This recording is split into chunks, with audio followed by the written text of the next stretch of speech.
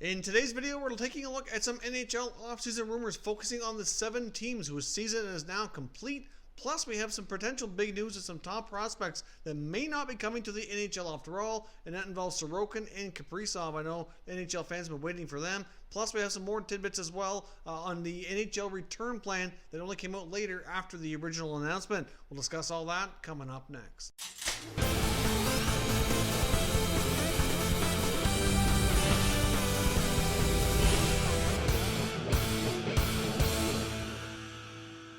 So welcome back to another video here at Top Shelf Hockey. Now, as I mentioned, we have a variety of things to cover today. Let's kick things off first off with a few extra details that I did not discuss in yesterday's video with the NHL's return plan that was unveiled by Gary Bettman in yesterday's press conference. A few details were only discussed later during some question and answer period with the NHL media, and I only learned about these things after. So, for example, the NHL roster size right now, it's looking like they're going to be allowed to carry 28 skaters, including an unlimited number of goaltenders. Clearly, in this kind of situation, they don't want to have another situation like they had in the Leafs-Carolina game a few months back where David Ayres had to enter as the emergency backup goaltender. So they're going to be allowed to carry extra goaltenders so that situation does not arise. And with 28 skaters, you'll be seeing NHL teams that are going to be participating in this playoff format, calling up some players from the minors. We'd already discussed that was quite likely. I'm not sure if this exact number is completely agreed upon by both sides, but that's the number that they're going with here so far. Now, we also learned that all NHL teams near the end of their training camps, which right now is looking likely to be late July by the time they get near the end of it, with the NHL games resuming probably end of July, 1st of August, that they will be getting 2 exhibition games to kind of warm up and get ready, kind of like a preseason affair where they'd have a chance to get some action under their belts before they play the games that count. So that's a big tidbit of information that we weren't aware of until a little bit later yesterday as well. Now, after Gary Bettman's press conference and the regular season was deemed to be complete during that time frame and during his announcement, I know I've seen many NHL teams and different accounts on social media announcing NHL award winners, as of course many of the award winners are based strictly on statistics. So, for example, the Oilers had put out a post about Leon Draisaitl winning the Art Ross. We saw a post regarding David Pastrnak and Alex Ovechkin sharing the Rocket Richard Trophy as co-winners this year. Then we saw Don Fair of the NHLPA talk through media saying that that was not a foregone conclusion, that one of the things that have not been negotiated yet is this play-in round. The first round of the playoffs, I guess, is what many people are calling it, or the qualifying round. What happens to those statistics? I mean, that is a big question that could impact a lot of teams and a lot of players' stats for the season, and ultimately, in some players' cases, could impact potential bonuses depending on how their contracts are structured and whatnot. So it's not a foregone conclusion just yet, according to Don Fair, that the regular season statistics are fully completed and that we can start announcing who some of these award winners are. I mean, the NHL will be able to have its award ceremony sometime later into the summer or early fall. I'm not sure exactly what their intention is in that regard. They could very well do it shortly after the Stanley Cup's awarded, right around the time of the draft, which is what they normally would do. So I guess we'll have to wait to be seen. But obviously, if those games in the qualifying round are not considered playoff games, then they wouldn't count as playoff stats. And if the regular season's over, or the regular season stats, so it's a big question mark that needs to get ironed out as well before we get back to playing. And of course, with the hub cities, we know there's going to be 2, one for each conference, and it is likely going to be 3 to 4 weeks time before we find out what cities they're going to be. A lot can change with the situations in those individual cities in regards to the virus and what government officials are doing, medical officials, and what everybody's opinions are. So I guess we'll have to wait, which makes sense. There's no point in making a decision until they're much closer to needing to go into their training camps and get ready to start their returns. Now, as I mentioned as well, we also had some very interesting information from reporters who cover the KHL indicating that some top NHL prospects that teams have been waiting for some time, including Minnesota Wild forward Kirill Kaprizov and New York Islanders goalie prospect Ilya Sorokin, may not come to the NHL for the 2020 season. After all, they very well may end up staying in the KHL, signing another 1-year contract. And because of the pandemic and the NHL pause and the calendar and schedule being all really at its sorts here, it kind of makes sense, especially if they're able to play hockey sooner rather than later in the KHL. I mean, I'm not sure what their plans are just yet, but if their league were to start up in the fall and the NHL was just completing the 1920 season and they had to wait an extra 3 or 4 months to get going with their new teams, that certainly has a major impact on when they can play hockey again. It could have a big impact on their earnings. They want to be able to make money and get developing here with their progress, and it only makes sense, and from that perspective at least, that staying in the KHL for another year might make sense. Now, it is possible they might try to negotiate an NHL out clause, but typically KHL teams are not interested in that at all. When they sign in the KHL, they have to stay there and fulfill the contract right to the final day. There's not much negotiating in that regard typically. So the Islanders might be forced to deal here without this goalie prospect that they've been waiting for. I know the Wild desperately need a top 6 forward, and Kaprizov is one of their interesting forward options that they have as a prospect that they don't have to go out and make an acquisition for. I mean, Kaprizov very well could be that top guy that they so desperately need, and if they have to wait another season for him, that's really going to hurt in those regards for those two teams. So I guess we'll have to wait and see what happens, but because of everything going on, it unfortunately does make sense strictly from a strategic and career point of view from those players. Now, as I mentioned as well, because we finally have an end to the regular season, and we know for sure that there's 7 NHL teams that are completely done here, will not play hockey again until the 2020-2021 season, which very well could possibly be into December or January next year. Many of the NHL beat reporters who cover these teams are already putting out lots of information on what their offseason plans could be and some rumors of things that we should be able to expect from some of these clubs, and in some cases we have information from the clubs directly as well as to some of their off-season plans here too. So let's get started with the Buffalo Sabres. Now, we did get confirmation from Sabres ownership that general manager Jason Botterill will be back. Obviously, there was a lot of talk that he could be on the hot seat. Clearly, the Sabres have struggled to make the playoffs here yet again. Even with the expanded 2014 format, they still missed out. The last 2 years, they've had excellent starts to the regular season and then really fallen off the wayside. So obviously, Jason Botterill, I think based on what we've heard from him, sounds like he needs to be better, needs to provide more forward depth is one of the big key things he focused on, and building around some of their young core pieces.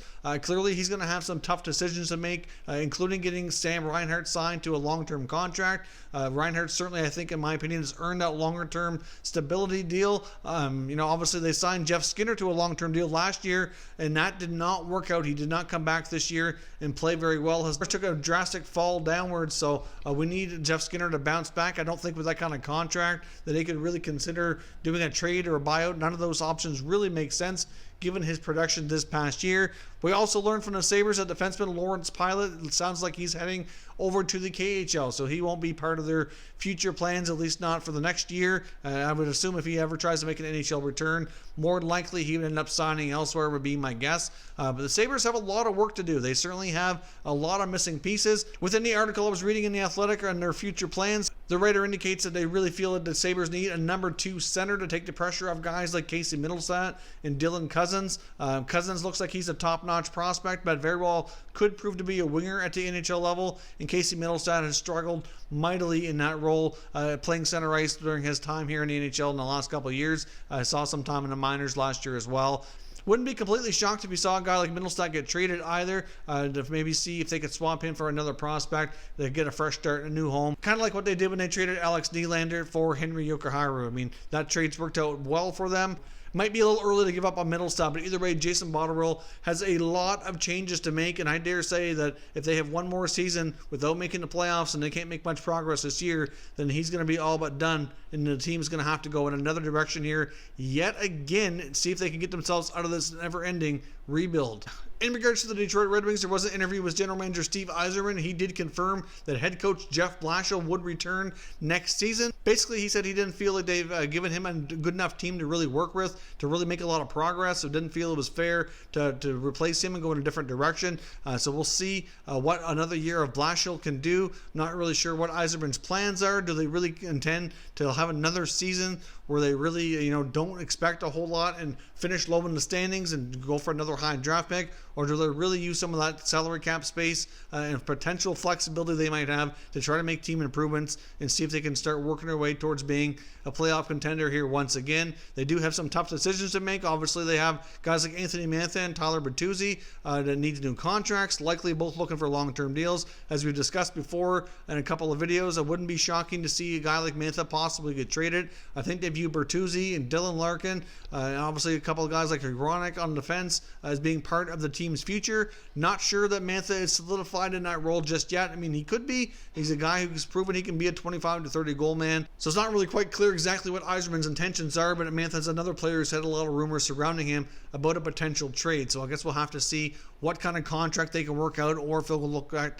the trade route as well. They need several options in Detroit to get better, and obviously they're going to be hoping for good luck in the draft lottery for first overall, which they'll obviously find out here in June 26th, and they have some other interesting prospects in the system as well. But another big area of concern for the Red Wings is goaltending. They desperately need some improvement there. They don't have much in their system. They're going to have to probably dip into free agency. I would imagine Jimmy Howard's time is he's probably done there. They need somebody else to work with Jonathan Bernier.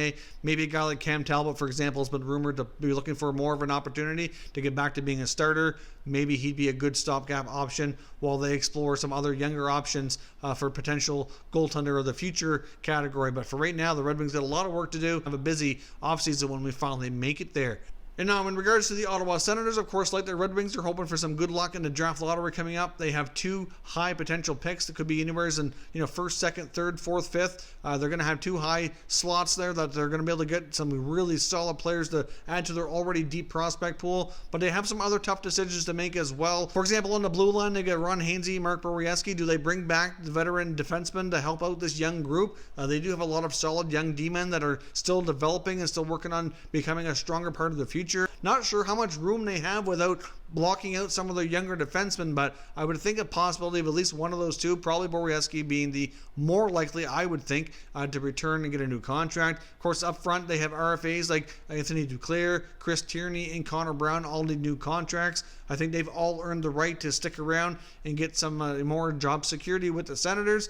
Connor Brown, I think, could be a big piece of the future. Chris Tierney is an excellent bottom six center that came over in the Erik Karlsson trade. I think they probably both get re-signed. Duclair, I think there's a possibility they could trade him, but he had a career year after coming over, but he also proved as much as he can play that he's very streaky. He had a really hot start and then a really cold second half, and maybe they maximize his value while it's high and get a good return and move on. Hard to say. I mean, I'd like to see him stick around, but at the same time, they have a lot of young players who might be able to prove to be just as valuable and put up the same kind of numbers on a cheaper contract and get them more developmental time. So hard to say. It's probably likely that goaltender Craig Anderson has played his last game. Wouldn't be shocking to find out that he's retiring.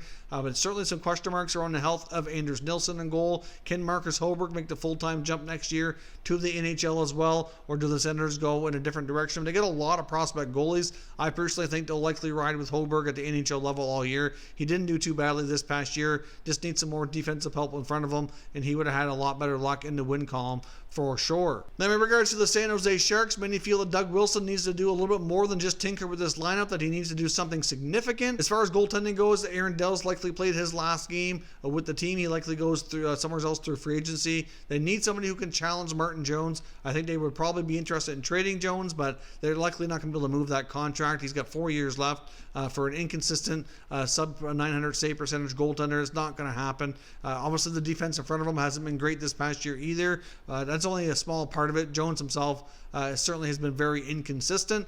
So it's not quite clear exactly what their goaltending plans will be, but you got to know that Doug Wilson will be on the lookout for a backup goalie. They very well could go with Alexei Melnichuk, who they signed from the KHL, but wouldn't be surprising to find another veteran guy to challenge him who can kind of provide a little bit more of a security option should he prove not to be quite ready yet. And you can't help but wonder, there's been a lot of rumors around some of their top players on the Sharks, so it's not quite clear exactly what they're going to do, obviously, but there's been rumors about Brent Burns. We've heard about Kevin LeBanc. We've heard Mark-Edouard Vlasic in the past. We've We've also heard about like Thomas Hertl's name has come up recently, along with LeBanc too. The team was awful this year. They were last in the Western Conference. When he was asked too about interim head coach Bob Boughner, Wilson was really non-committal, so it's not quite clear if he's going to be back as head coach or if they'll go in a different direction. So there's a lot of question marks in San Jose. I'm sure they'd rather have their first round pick right now, but obviously that was part of the package that helped them land Erik Karlsson. I'm not really sure if they could have a do-over there if they would go ahead and make that deal. It's looking pretty good for the Senators right now after all the pieces that are already still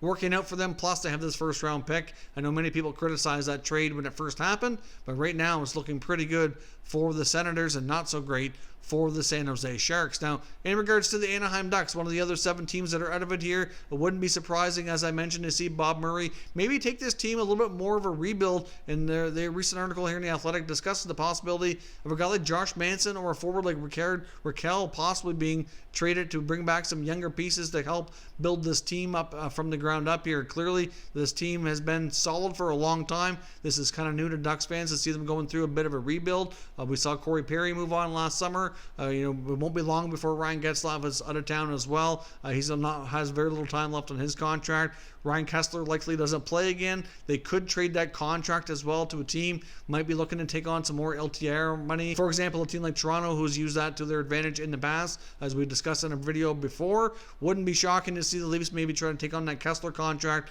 in exchange for also adding Josh Manson in the package for something going back like a younger forward to help the Ducks out as well. That's another strong possibility, but either way, I do expect General Manager Bob Murray to be busy. At least they have their head coach in place. They have a lot of good prospects on the way as well, including Trevor Zegras, who's one of the top prospects outside the NHL, and just a matter of deciding what veterans stick around and which ones go to help bring back pieces to help take this team back through the rebuild. So do you see the Anaheim Ducks trading a guy like Josh Manson or a guy like Rickard Rakell to help bring back some other pieces? Let me know your thoughts down below and we'll discuss further. Now, one of the other big names that I can't help but wonder could be on the move here is PK Subban of the New Jersey Devils. He only has a couple years left at $9 million cap hit, but his actual salary amount being paid out is really not all that bad. This coming year and the next year, his total payout is $8 million per year with a $6 million signing bonus and a $2 million salary. So once that signing bonus is paid at the start of the next year,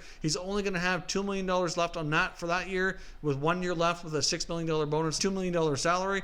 So that very well makes it much cheaper than many people might realize for another team to take on. So a team that has the necessary space, who might want that veteran defenseman to give him a chance to kind of bounce back, might be a team who could take this guy on. I mean, he had the worst year of his career last year in New Jersey. I realized the team as a whole really didn't have a whole lot of success either, but you could tell PK Subban really didn't look like himself and didn't really, in my opinion, look anywhere near like he was a number of years back when he was winning the Norris Trophy and was regarded as one of the top defensemen around the league. Even when he first went to Nashville, he was much better than he was this past year as well. So I guess we'll see what New Jersey does. They have a lot of question marks as well, including their coach and GM, who are both interim. We've had a lot of reports about them interviewing several big-time NHL coaching candidates, including Gerard Gallant. The interim GM, Tom Fitzgerald, will build around their young pieces. They're going to have a fairly high draft pick, so they'll add another top prospect into the mix. But personally, I think the biggest thing they could try to do is to shed themselves of that $9 million contract in PK Subban, possibly try to unload Corey Schneider if possible. Very impossible to move, and they could consider maybe a buyout, but they certainly have some question marks there whether or not he plays the role of backup goalie to Mackenzie Blackwood or they go in a different direction. If you're new to the channel, consider subscribing and turning on your notifications so you don't miss any future content. And give this video a thumbs up if you enjoyed it. I'd appreciate it if you did. As always, thank you for watching, and I will catch you next time.